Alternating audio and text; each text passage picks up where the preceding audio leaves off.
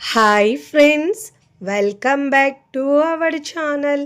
ఈరోజు మన కిచెన్లో చాలా టేస్టీగా హెల్తీగా అప్పటికప్పుడు చేసుకునే రాగి పిండితో 2 రకాల బ్రేక్ఫాస్ట్ రెసిపీస్ని ఎలా చేయాలో చూపించబోతున్నానండి. టేస్ట్ అయితే చాలా చాలా బాగుంటాయండి.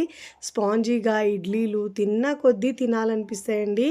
రాగి పిండితో బందోసలు కూడా సూపర్గా ఉంటాయి. ఒక్కసారి రుచి చూస్తే 1-2తో అయితే అస్సలు ఆగరండి, అంత బాగుంటాయి. ఎప్పుడు రెగ్యులర్గా చేసే బ్రేక్ఫాస్ట్ కాకుండా అప్పుడప్పుడు ఇలా రాగి పిండితో హెల్తీగా చేసుకోండి. బరువు తగ్గాలనుకున్న వారికి, డయాబెటీస్ ఉన్న వారికి మంచి బ్రేక్ఫాస్ట్. ఆలస్యం చేయకుండా తయారు చేసే విధానాన్ని చూద్దాం రండి. ఎలా చేయాలో చూద్దాం రండి. ముందుగా ఒక మిక్సింగ్ బౌల్ తీసుకుని దాంట్లో అన్ని కొలతలు ఒకదాంతోనే తీసుకోవాలండి. 1 కప్పు సూజీ, బొంబాయి రవ్వ, ఉప్మా రవ్వ తీసుకోవాలండి. ఏ కప్పుతో అయితే మనం రవ్వ తీసుకున్నామో అదే కప్పుతో నేను 1 కప్పు రాగి పిండి తీసుకున్నానండి. రెడీమేడ్గా ఉండేదైనా తీసుకోవచ్చు, లేదా ఇంట్లో పట్టించిందైనా తీసుకోవచ్చు. నేనైతే ఇంట్లో రాగులను శుభ్రం చేసుకుని పట్టించుకున్నది ఇలా తీసుకున్నానండి ఈ పిండి. ఇప్పుడు ఏ కప్పుతో అయితే తీసుకున్నామో అదే కప్పుతో 2 కప్పుల పులిసిన పెరుగు తీసుకోవాలండి. ఇలా పులిసిన పెరుగు తీసుకోవడం వల్ల బ్రేక్ఫాస్ట్కి టేస్ట్ అనేది చాలా బాగా వస్తుంది. ఇప్పుడు అదే కప్పుతో 1/2 కప్పు వాటర్ వేసుకోవాలి. ఇలా వేసుకున్న తర్వాత అన్ని ఇంగ్రీడియంట్స్ని బాగా ఉండలు లేకుండా మిక్స్ చేసుకోవాలి.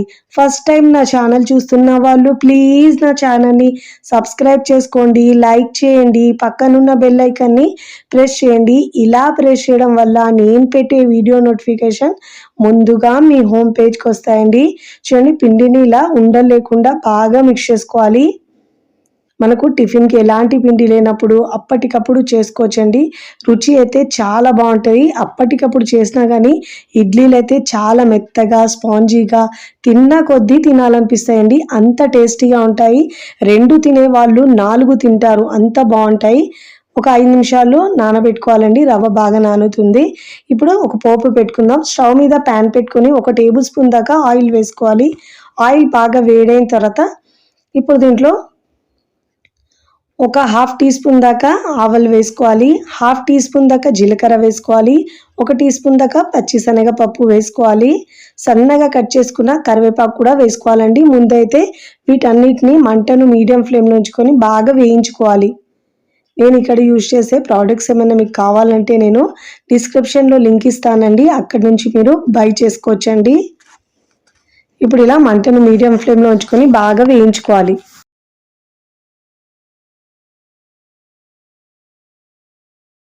ఇప్పుడు ఇలా బాగా వేగిన తర్వాత దీంట్లో కరివేపాకు వేసుకోవాలండి. ఒక 2 టేబుల్ స్పూన్ దాకా వేసుకోవాలి, సన్నగా కట్ చేసుకొని. ఇక్కడ మనం హెల్తీగా చేసుకోవడానికి 1/2 కప్పు దాకా తురిమిన క్యారెట్ వేసుకోవాలండి. ఇలా క్యారెట్ చేసుకోవడం వల్ల హెల్త్కి చాలా మంచిదండి. పిల్లలు క్యారెట్ తినని వాళ్ళు కూడా ఇలా చేసి పెడితే చక్కగా చాలా ఇష్టంగా తింటారు. మంటను మీడియం ఫ్లేమ్లో ఉంచుకొని ఇలా బాగా వేయించుకోవాలండి. కాస్త కలర్ చేంజ్ అయ్యే వరకు ఇలా మనం దూరగా వేయించుకోవాలి. వీడియోలో చూపించిన విధంగా ఇలా కాస్త కలర్ చేంజ్ అయిన తర్వాత ఇప్పుడు స్టవ్ ఆఫ్ చేసుకొని ఇప్పుడు ముందుగా మనం రెడీ చేసుకున్న మిశ్రమంలో వేసుకోవాలి. చూడండి, ఇక్కడ మనకు రవ్వ కూడా బాగా నానిందండి. ఇప్పుడు ఇలా క్యారెట్ మిశ్రమాన్ని వేసుకొని చాలా టేస్టీగా ఉంటాయండి. అప్పటికప్పుడు చేసినా కానీ రుచి అయితే సూపర్గా ఉంటుంది. ఇలాంటి హెల్తీ బ్రేక్ఫాస్ట్ని మనం వారంలో ఒక్కసారైనా చేసుకొని తింటే హెల్త్కి చాలా మంచిదండి. ఇప్పుడు దీంట్లో రుచికి సరిపోయినంత ఉప్పు వేసుకోవాలి. ఉప్పు మీ టేస్ట్ని బట్టి యాడ్ చేసుకోవాలి. ఇప్పుడు ఇలా బాగా మిక్స్ చేసుకోవాలి. చాలా టేస్టీగా ఉంటాయండి. చాలా నోట్లో పెట్టుకుంటే కరిగిపోయే విధంగా ఉంటాయి, అంత మృదుగా ఉంటాయి ఇడ్లీలు అయితే. ఇక్కడ మనము మనకు బ్యాటర్ ఏమో కాస్త గట్టిగా అనిపిస్తుందండి, అందుకే నేను ఇక్కడ ఒక 2 టేబుల్ స్పూన్ దాకా వాటర్ని యాడ్ చేసుకోవాలి. చూడండి, వీడియోలో చూపించిన విధంగా ఈ కన్సిస్టెన్సీలో ఉండాలండి పిండి. ఇక్కడ మనం బ్రేక్ఫాస్ట్ ఇన్స్టెంట్గా చేస్తున్నాం కాబట్టి దీంట్లో 1/2 టీ స్పూన్ దాకా వంట సోడా వేసుకోవాలి, లేదంటే ఈనో అయినా వేసుకోవచ్చు అండి దీంట్లో. ఇప్పుడు వంట సోడాను పిండిలో బాగా మిక్స్ చేసుకోవాలి. ఇలా చేసుకోవడం వల్ల పిండి బాగా ఫర్మెంట్ అవుతుందండి. ఇంకా ఇడ్లీలు కూడా చాలా మృదువుగా వస్తాయి. చూడండి, కన్సిస్టెన్సీ ఇలా ఉండాలి. ఇప్పుడు ఈ పిండిని పక్కకు పెట్టుకొని నేను ఇక్కడ ఇడ్లీ ప్లేట్ తీసుకున్నానండి. దానికి ఆయిల్ అయినా నెయ్యి అయినా అప్లై చేసుకొని ఇప్పుడు మనం ఇడ్లీ ప్లేట్లో బ్యాటర్ని వేసుకోవాలండి. నేను ముందుగానే స్టవ్ మీద ఇడ్లీ పాత్ర పెట్టుకొని ఒక గ్లాస్ వాటర్ వేసుకొని బాగా వేడి చేసుకున్నాను. బ్యాటర్ మొత్తం ఇలా వేసుకోవాలి. ఒక్కసారి రుచి చూస్తే మళ్ళీ మళ్ళీ చేసుకుంటారండి, అంత టేస్టీగా ఉంటాయి. రెగ్యులర్గా మనం తెల్లగా ఉండే ఇడ్లీల కంటే ఇలా హెల్తీగా రాగి పిండితో చేసుకుంటే రుచి సూపర్గా ఉంటుందండి, హెల్త్కి కూడా చాలా మంచిది. ఇప్పుడు ఇలా వాటర్ బాగా మరుగుతున్నప్పుడు ఇలా ఇడ్లీ ప్లేట్ని పెట్టుకొని మూత పెట్టేసి మీడియం ఫ్లేమ్లో ఒక 10 నుంచి 12 నిమిషాల పాటు మీడియం ఫ్లేమ్లో ఉడికించుకోవాలండి. నేను ఒక 12 నిమిషాల తర్వాత చూపిస్తున్నాను. ఇలా మనం వేలికి తడి తగలలేదంటే ఇడ్లీలు బాగా ఉడికినట్టండి. ఇప్పుడు ఒక 2 నిమిషాలు పక్కకు పెట్టుకొని ఇప్పుడు మనం ఇడ్లీలను ఇలా తీసుకోవాలి. స్పూన్ని ఇలా వాటర్లో డిప్ చేసి ఇడ్లీలు తీసుకుంటే చాలా బాగా ఊడొచ్చేస్తాయండి. చూడండి ఎంత మృదువుగా వచ్చినాయో, ఎంత సాఫ్ట్గా వచ్చినాయో, చాలా ఈజీగా టేస్టీగా ఉంటాయండి. ఇప్పుడు ప్లేట్లోకి సర్వ్ చేసుకున్నాము. చూస్తుంటేనే ఎప్పుడెప్పుడు తినాలనిపిస్తాయండి. హెల్తీగా ఉండే టేస్టీగా ఉండే ఈ బ్రేక్ఫాస్ట్ మీకు నచ్చితే తప్పకుండా ట్రై చేయండి. ట్రై చేసి ఎలా కుదిరిందో కామెంట్ ద్వారా తెలియచేయండి. నేనైతే ఇక్కడ టమాటో చట్నీ ఇంకా సాంబార్తో సర్వ్ చేస్తున్నాను. మీకు నచ్చిన చట్నీతో సర్వ్ చేసుకోవచ్చు. రుచి అయితే సూపర్గా ఉంటుందండి. 2 తినేవాళ్ళు 4 తింటారు. ఇక్కడ మీకు తుంచి చూపిస్తాను చూడండి ఎంత మృదువుగా వచ్చిందో. మన సెకండ్ రెసిపీ వచ్చేసి రాగి పిండితో బందోసలను ఎలా చేయాలో ఆ ప్రాసెస్ని ఇప్పుడు చూద్దాం రండి. ముందుగా ఇక్కడ నేను ఒక మిక్సింగ్ బౌల్ తీసుకోవాలండి. ఇప్పుడు ఇక్కడ మిక్సింగ్ బౌల్ తీసుకున్న తర్వాత దీంట్లో 1 కప్పు సూజీ, బొంబాయి రవ్వ, ఉప్మా రవ్వ అంటే చూడండి, అది 1 కప్పు తీసుకోవాలండి.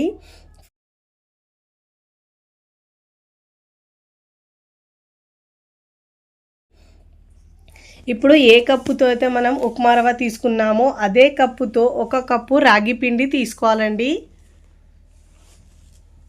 అదే కప్పుతో 1 కప్పు పెరుగు తీసుకోవాలండి. ఇప్పుడు ఈ 3 ఇంగ్రీడియంట్స్ని బాగా మిక్స్ చేసుకోవాలి. చాలా సాఫ్ట్గా వస్తాయండి, తిన్నా కొద్దీ తినాలనిపిస్తాయి, అంత సాఫ్ట్గా ఉంటాయి. ఇప్పుడు ఇలా పిండిని బాగా మిక్స్ చేసుకోవాలి.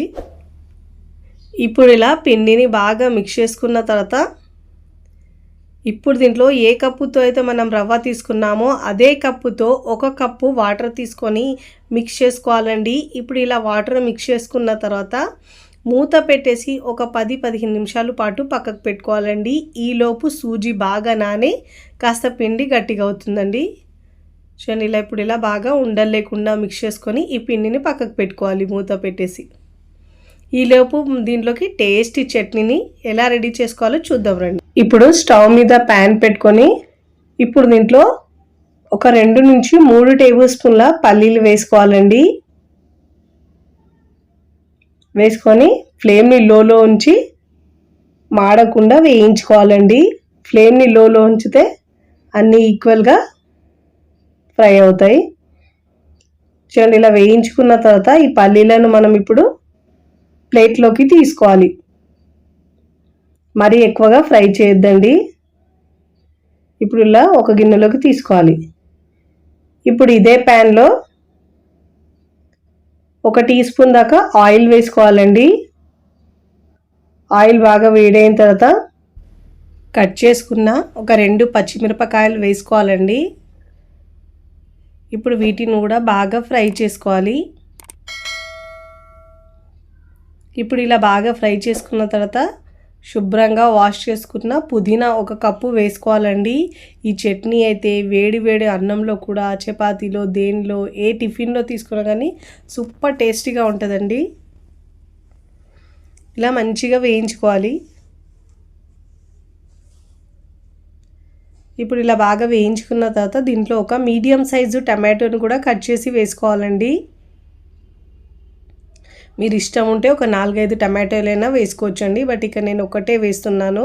పుదీనా ఫ్లేవర్ ఎక్కువగా తెలుస్తుంది, అది టమాటాలు వేస్తే కాస్త తక్కువగా ఉంటుందండి. ఇప్పుడు మూత పెట్టేసి ఒక 5 నిమిషాల పాటు ఉడికించుకోవాలి. ఒక 5 నిమిషాల తర్వాత చూపిస్తున్నాను చూడండి, కాస్త సాఫ్ట్గా అయిపోయిందండి. ఇప్పుడు దీంట్లో రుచికి సరిపోయినంత ఉప్పు వేసుకోవాలండి. ఉప్పు, కారం మీ టేస్ట్ని బట్టి యాడ్ చేసుకోండి. ఇప్పుడు ఇలా బాగా మిక్స్ చేసుకోవాలి. ఇప్పుడు ఇలా బాగా మిక్స్ చేసుకున్న తర్వాత స్టవ్ ఆఫ్ చేసుకొని పూర్తిగా చల్లారించుకోవాలండి.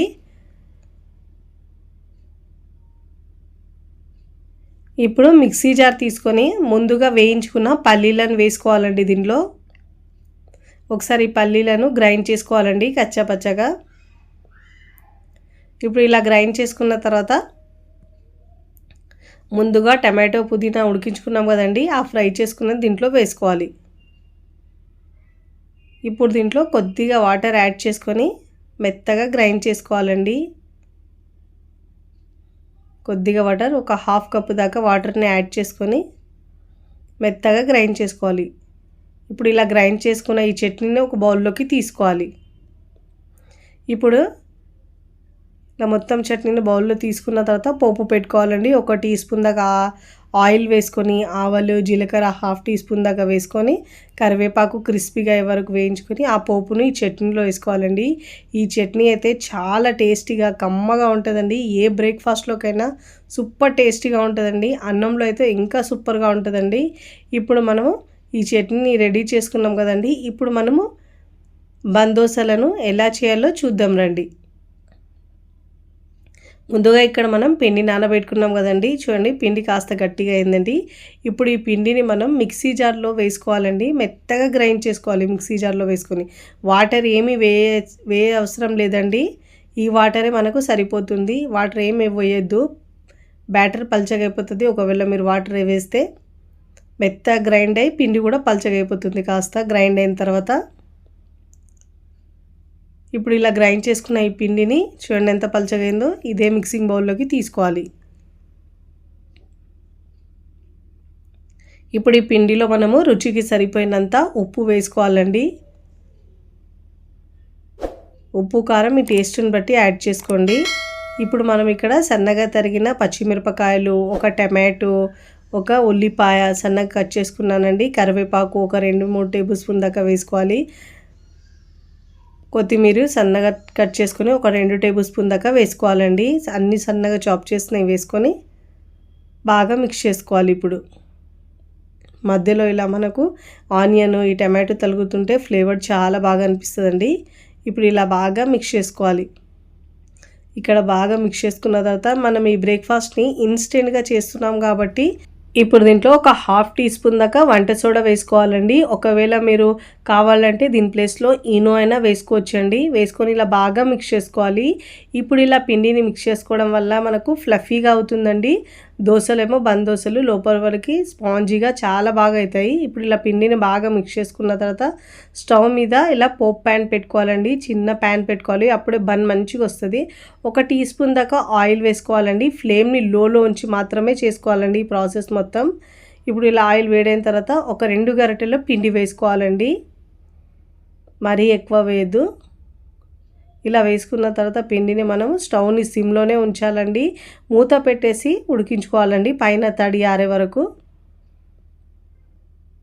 చాలా స్పాంజీగా, చాలా సాఫ్ట్గా ఉంటాయి ఈ దోశలు అయితే అండి. ఇలా చక్కగా 2 వైపులా మంచి కలర్ వచ్చే వరకు కాల్చుకోవాలండి. ఒకవైపు ఫ్రై అయిన తర్వాత మరోవైపుకి టర్న్ చేసుకోవాలి. చూడండి, మంచి గోల్డెన్ కలర్ వచ్చే వరకు ఫ్రై చేసుకోవాలి. అప్పుడే మనకు పైన క్రిస్పీగా లోపల సాఫ్ట్గా భలే వస్తాయండి. 2 వైపులా మంచిగా కాల్చుకున్న తర్వాత ఇప్పుడు ప్లేట్లోకి తీసుకోవాలి. అన్నీ ఇదే విధంగా చేసుకోవాలండి. ఎంచక్క కలర్ వచ్చింది చూడండి. ఇక్కడ నేను మరొకటి చేసి చూపిస్తున్నాను చూడండి. ఇక్కడ స్టవ్ మీద మళ్ళీ ఒక 1 టీ స్పూన్ దాకా ఆయిల్ వేసుకోవాలండి. ఆయిల్ వేడైన తర్వాత ఒక గరిటెన్నర పిండి వేసుకోవాలండి.